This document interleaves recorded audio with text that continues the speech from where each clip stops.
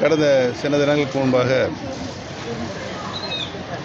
பெய்த அதிநவீன கனமழை காரணமாக தூத்துக்குடி மற்றும் திருநெல்வேலி மாவட்டங்களில் பெருவெள்ளம் ஏற்பட்டு குடியிருப்பு பகுதியில் வசிக்கின்ற மக்களுக்கு பெரும் துன்பத்தை ஏற்படுத்த ஒரு சூழல் ஏற்பட்டிருக்கிறது. பாதிக்கப்பட்ட மக்களை பார்த்து அவர்களுக்கு ஆறுதலும் நிவாரணப் பொருள் கொடுப்பதற்காக நாங்கள் வரி புரிந்திருக்கிறோம். முன்னெச்சரிக்கை நடவடிக்கை எடுக்கப்பட்டு இதற்கு முன்னால் ஏற்பட்ட வெள்ள பாதிப்புகளில் முன்னுதாரணமாக எடுத்துக்கொண்டு அரசு முன்னெச்சரிக்கை எடுத்திருக்க வேண்டும். அதில் மெத்தனமாக இருந்திருக்கிறார்கள். அதன் காரணமாக ஆற்றில் ஏற்பட்ட பெருவெள்ளம் மாநகருக்குள் நுழைகின்ற ஒரு அபாயகரமான சூழல் ஏற்பட்டு மக்கள் பெரும் அவதிக்குள்ளாயிருக்கிறார்கள்.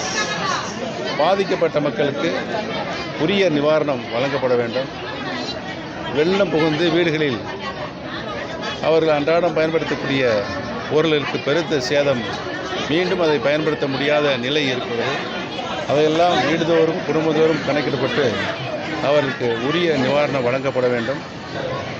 தொகையாக குடும்பத்திற்கு 25,000 ரூபாயும் பொருள்களுக்கு கணக்கிடப்பட்டு அந்த பொருள்களை மீண்டும் அவர்களுக்கு புதிய உபகரணங்களாக வாங்கி தரப்பட வேண்டும் எங்களுடைய கோரிக்கையாக இருக்குது.